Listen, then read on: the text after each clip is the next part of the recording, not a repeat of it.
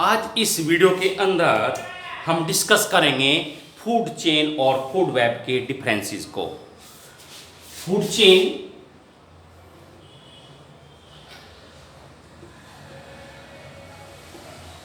और इधर हम लिखते हैं food web.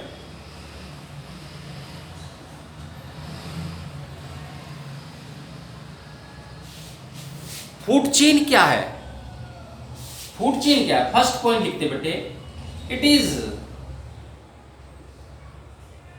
The सीक्वेंशनल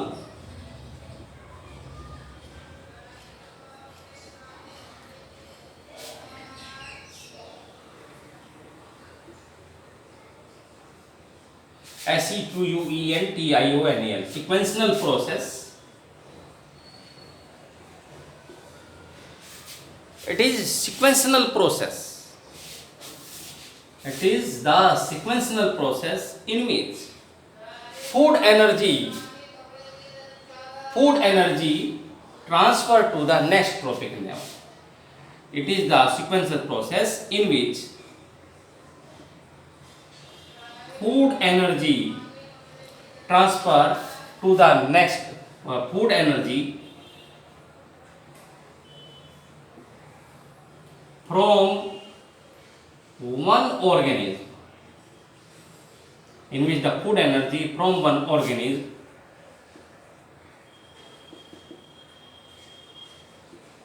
transfer from a particular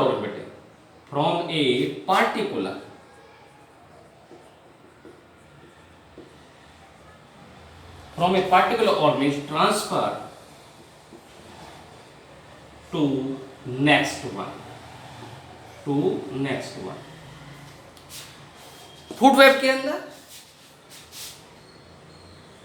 here a organism is consumed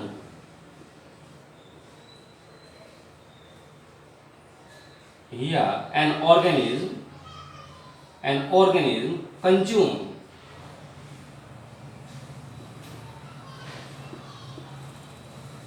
more than one kind of organism.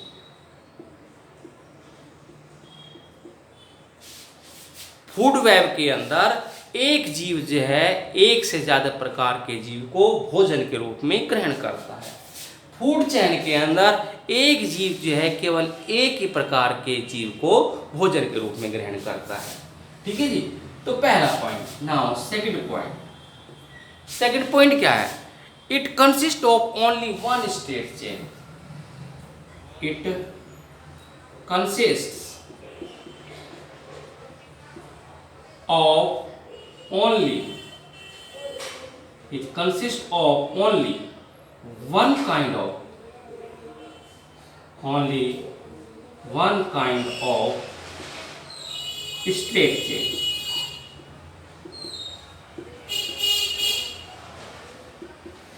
इसके अंदर जो है केवल एक ही चेन होती है, एक ही चेन के अंदर जो है बनी होती है food chain.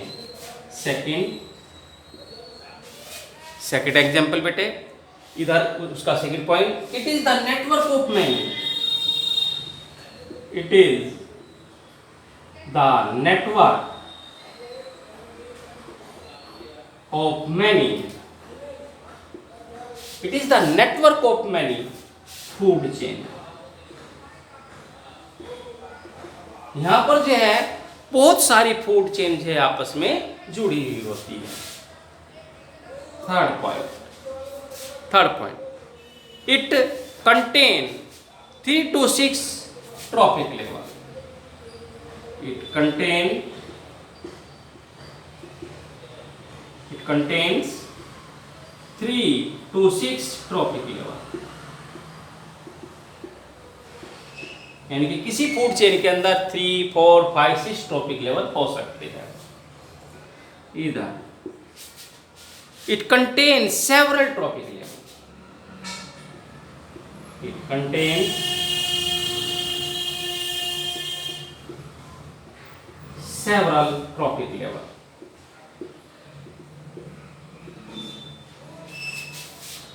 Next point, food chain get disturb,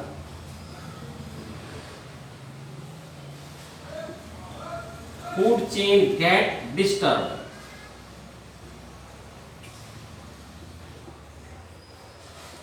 if one kind of the organism, if by the removal of one group of the organism, food chain get disturbed by the removal of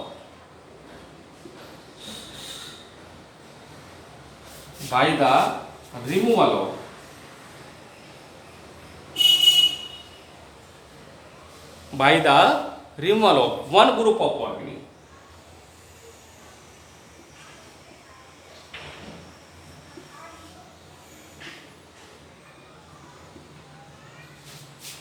food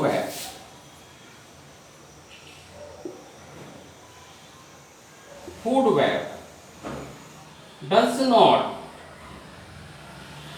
disturb by the removal of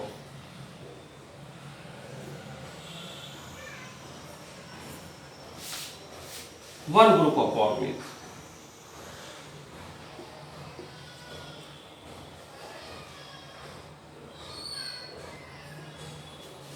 one group of organism. देखिए एक food chain बनाता हूं यहां पर, grass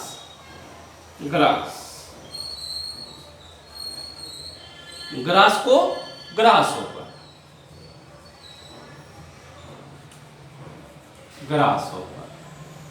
ऊपर को frog और frog को स्नेक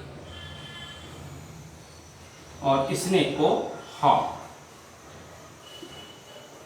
इस फूड चेन के अंदर पहला point, it is the sequential process in which the food energy from one particular organism transfer to the next one.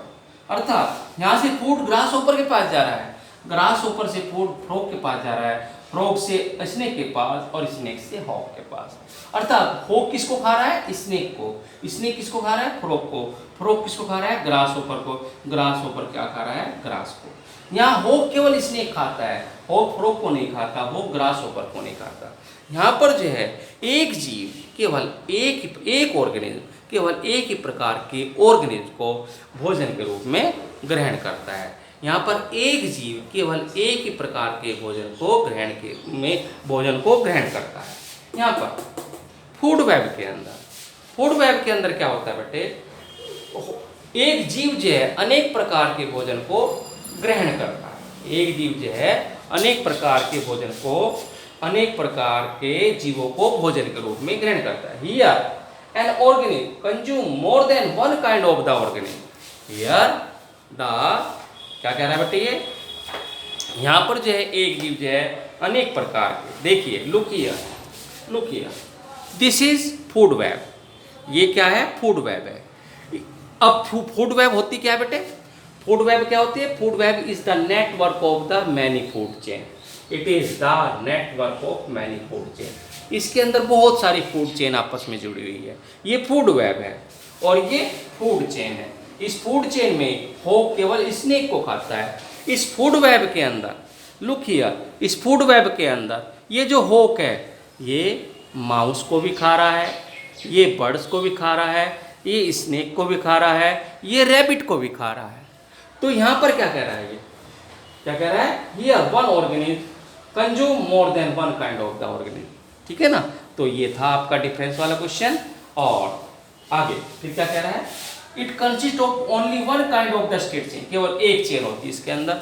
और फूड वेब के अंदर देखो बेटे कितनी चेन जुड़ी हुई है आपस में। फूड वेब के अंदर बहुत सारी, कह रहा है ना, it contain several trophic level. इसके अंदर बहुत सारे ट्रॉपिक लेवल है और इसके अंदर जी है यहाँ कितने 2 और 2 4 5 ट्रॉपिक लेवल है। ठीक है ना? तो इस तरह का क्वेश्चन है बेटे ये। अब क्या कह रहे हैं? Food chain get disturb by the removal of one group of the organism. अगर मैं यहाँ से स्नेक हटा दूँ तो हॉक को भोजन नहीं मिलेगा। अगर मैं से स्नेक हटा दूँ हॉक को भोजन नहीं मिलेगा तो सारी की सारी फूड चेन जो है डिस्टर्ब हो जाएगी। जबकि फूड वेब के अंदर ऐसा नहीं है, वहाँ पर जो है वो डिस्टर्ब नहीं होती है। आगे चलते हैं नेक्स्ट बेटे।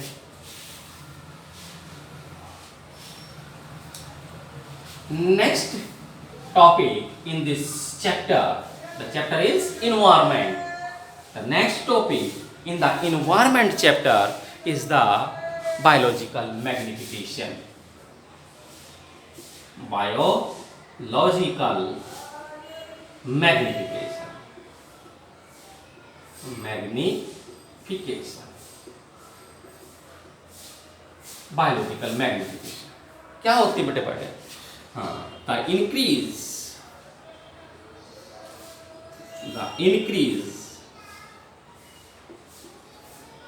in the concentration of harmful chemicals.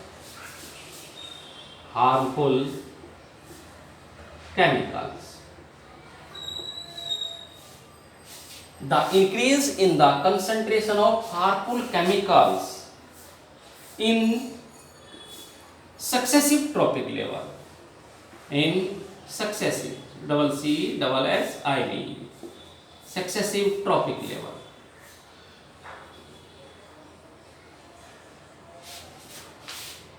Of a food chain.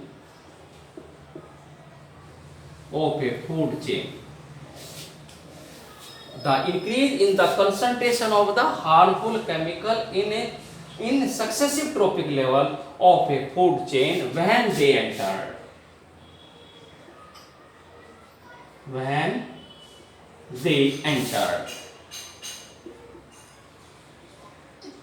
in food chain. कह रहा है called biological magnification. Called biological magnification. Called biological magnification. अब इसको कैसे समझाएंगे बेटे?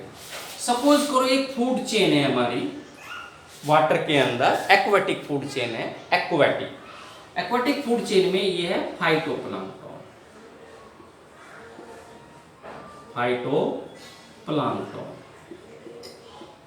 और किसी पोंड के अंदर, तालाब के अंदर उसको खाते हैं जू प्लांक्टन।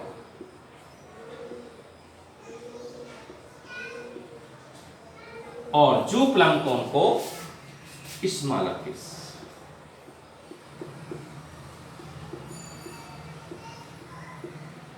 और उसको कौन खा रही है? करेंगे। लुक हियर बेटे, this is the food chain.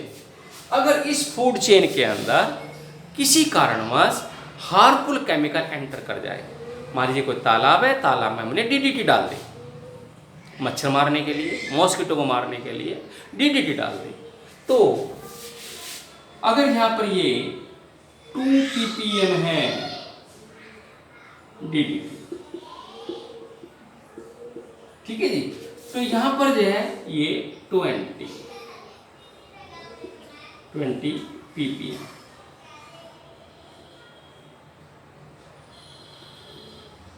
यहां पर 200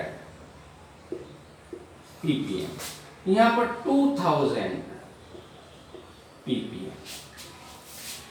क्या कह रहा है भाई? फाइटोप्लैंक्टन क्या होते हैं बेटे? किसने पूछा? फाइटोप्लैंक्टन। अभी बता रहा हूं। फाइटोप्लैंक्टन जो होते हैं बेटे are the smaller plants. Phytoplanktons are the smaller plants found in the water and zooplankton are the smaller animals found in the water. ठीक है जी, तो ये फाइटोप्लैंक्टन जो छोटे छोटे प्लांट्स है, जूप्लैंक्टन छोटे छोटे जानवर है, उनको कौन खा रहा है? Small fish. और उस फिश को कौन खा रहा है बेटे? करेन खा रहे हैं। ठीक है जी, अगर हमने उस पॉन्ड के अंदर जिसके अंदर ये फूड चेन है हमने डीडीटी डाल दी, तो डीडीटी की मात्रा ऑटोमेटिकली अपने आप ही बढ़ती जा रही है। पीपीएम, अच्छा पीपीएम पूछा आपने, तो पीपीएम का मीनिंग है यहाँ पर पार्ट्स पर मिलियन। एक यूनिट है डीडीटी को मेजर करने के लिए, डीडीटी की मात्रा को मेजर करने के लिए। कुछ बच्चे कहेंगे सर डीडीटी का पूरा नाम क्या है? डीडीटी का नाम है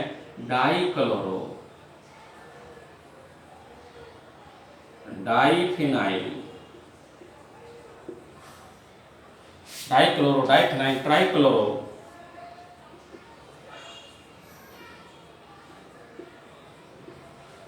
इथेन। इस डीडीटी का पूरा नाम बेटे dichloro diphenyl trichloro ethane, DDT trichloro. ये एक हार्मफुल केमिकल है बेटे, बहुत हार्मफुल केमिकल है, कैंसर कर सकता है बेटे। अगर हमारे शरीर के अंदर चले जाइए तो ये डीडीटी जो है की मात्रा जो है ऑटोमेटिकली अपने आप ही इसकी कंसंट्रेशन बढ़ती जा रही है। इसको क्या कहते हैं? Biological magnification. The increase in the concentration of harmful chemical in successive trophic level. Successive मतलब एक ट्रोपिक लेवल से दूसरी ट्रोपिक लेवल, फिर उससे नेक्स्ट ट्रोपिक लेवल, फिर उससे next trophic level. The increase in the concentration of harmful chemical in successive tropic level of a food chain when they enter in food chain called biological magnification. तो this was the example। उम्मीद करता हूँ कि आपको ये समझ में आया होगा। आगे चलते बेटे, नेक्स्ट है आपका ozone.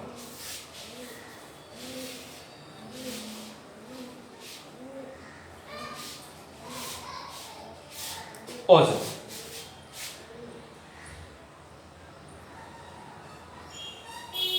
ozone, it is the layer, it is the layer, it is the layer found, it is the layer found in atmosphere, in atmosphere at about 20 to 25 kilometer above from अर्थ। ये जो अर्थ है बेटे, ये जो अर्थ है, अर्थ से ऊपर 20 से 25 किलोमीटर की ऊंचाई पर जो है ये लेयर पाई जाती है। It is the layer found in atmosphere at about 20 to 25 kilometer above from Earth. It is made up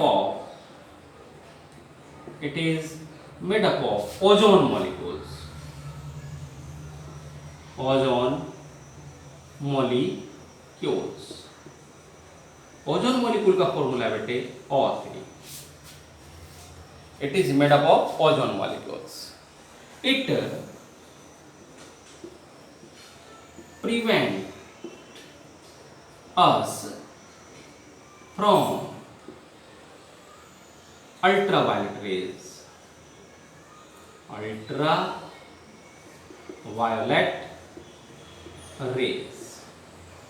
ये हमको अल्ट्रावायलेट रेज से बचाती है। और you can say it prevent the ultraviolet raise reaching the earth. It prevent ultraviolet rays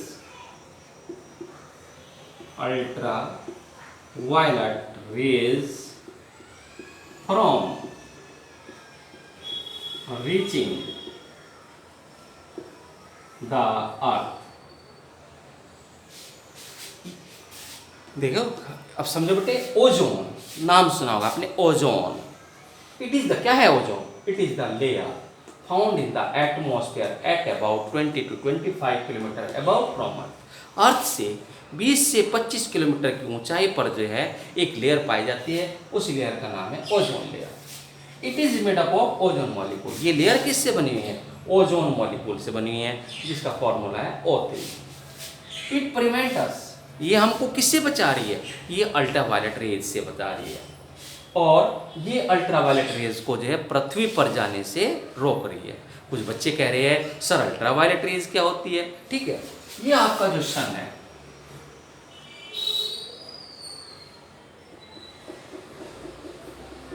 इससे 3 प्रकार की raise निकलती है, इससे 3 प्रकार की रेज निकलती है। विजिबल रेज,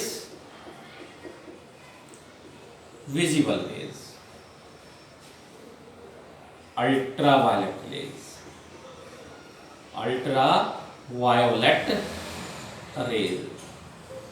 और infrared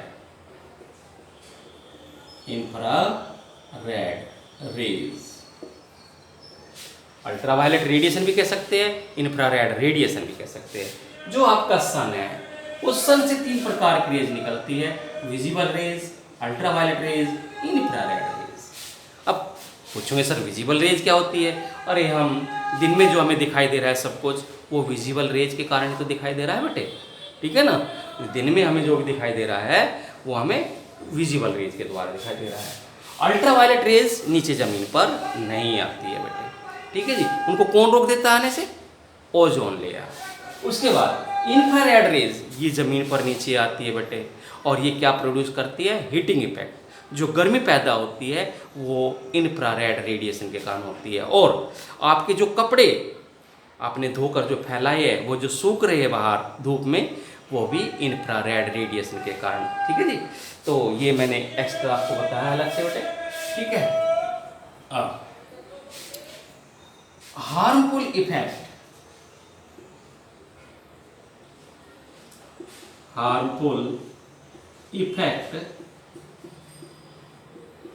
of ultra violet rays. इसके हार्मफुल इफेक्ट है बेटे। क्यों भाई? इसलिए हानिकारक क्यों है बेटे? नंबर 1, हार्मफुल रेज की देख, अल्ट्रावायलेट रेज अर्थात UV rays can cause, ultraviolet rays अगर जमीन पे पहुंच जाए तो can cause skin cancer. Skin cancer क्या कर सकती है? स्किन कैंसर कर सकती है बेटे, स्किन कैंसर हो सकता है उससे। और क्या हो सकता है बेटे? कैटारैक्ट। और क्या हो सकता है बेटे? Immunity disorder, IMM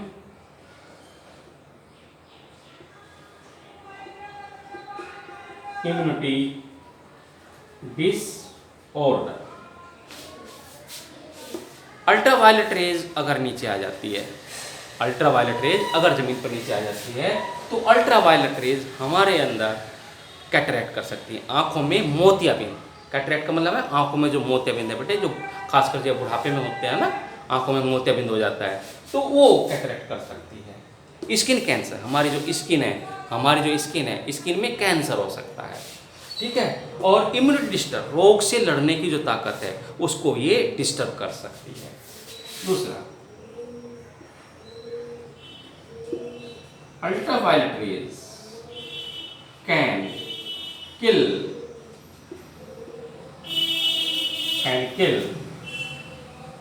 harmful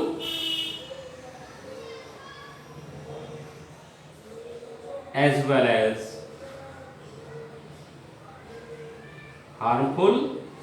as useful microbes। और क्या कर सकते हैं बेटे अल्ट्रावायलेट रेज? कुछ माइक्रोब्स ऐसे होते हैं बेटे जो हमारे लिए बहुत फायदेमंद है। जैसे एक प्रकार का, जैसे दूध के अंदर लैक्टोबैसिलस है, दूध के अंदर एक लैक्टोबैसिलस जो है बैक्टीरिया पाया जाता है, जो दही जमाने में सहायता करता है, जो जिससे दही बनती है, ठीक है ना। तो वो हमारे लिए क्या है?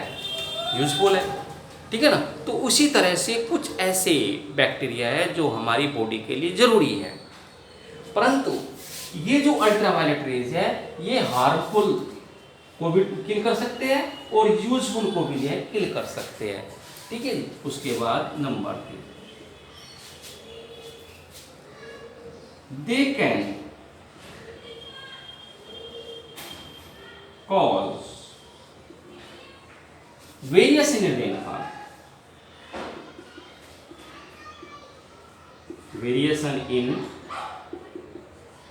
रेनफॉल। बारिश कहीं हो रही है, नहीं हो रही है, तो जो बारिश होनी चाहिए उसको डिस्टर्ब कर सकती है बेटे, ठीक है। They can cause variation rainfall, ठीक है जी। और ecological disturbance, ecological disturbance, ecological disturbance भी कर सकती है बेटे कौन, ओजोन, सॉरी कौन, अल्ट्रावायलेट रेज।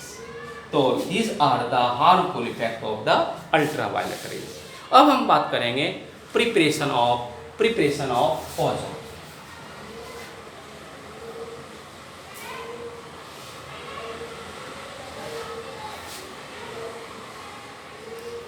अब कैसे बनाते हैं इसको, O3 मॉलिक्यूल को कैसे बनाते हैं।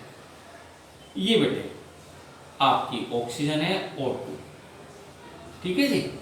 ये अल्ट्रावायलेट रेज की उपस्थिति में atmospheric, this is atmospheric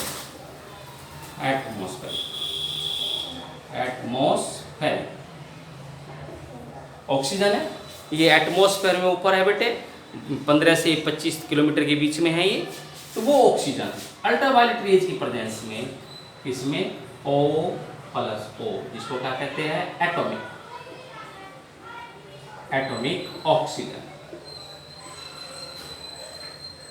oxygen, फिर यह जो एटॉमिक ऑक्सीजन है ये O2 के साथ कंबाइन करके क्या बनाते हैं, O3 बनाते हैं। तो इस तरह से इसको, और you can write here 2O3 in presence of ultraviolet 3O2। तो इस तरह से आपकी ओजोन बन गई है। अब नेक्स्ट है आपका इसमें ozone depletion.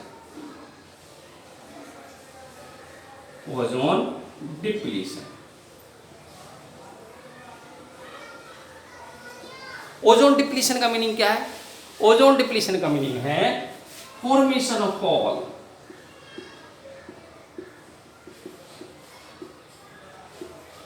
Of holes in ozone layer. Ozone depletion का मतलब होता है formation of holes in ozone layer, अर्थात ओजोन लेयर के अंदर अगर होल्स बन जाएंगे उसको क्या कहते हैं, ओजोन डिप्लीशन।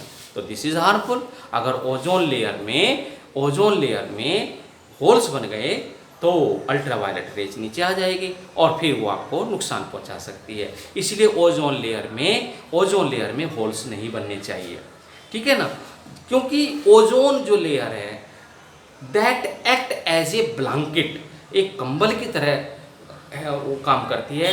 जैसे ब्लैंकेट, जैसे कंबल जो है हमको सर्दी से बचाता है, उसी तरह से ओजोन लेयर हमको अल्ट्रावायलेट रेज से बचाती है। तो ozone layer act as a blanket, ठीक है जी। तो it is very useful to the Mankind.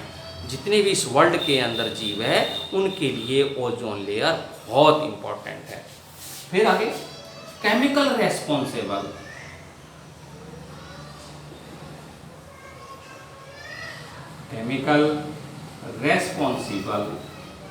For ozone depletion, वो कौन होते बेटे, CFC, क्या नाम इसका, क्लोरो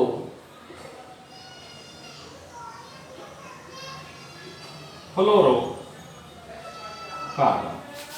वे केमिकल जो ओजोन लेयर को नुकसान पहुंचाते हैं वो कौन होते हैं, CFC, क्लोरोफ्लोरोकार्बन। यूज कहाँ यूज होते बेटे, यूज इन रेफ्रिजरेशन,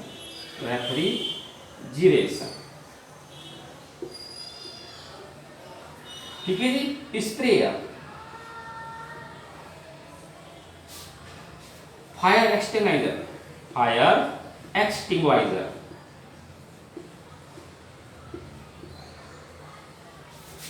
ठीक है जी।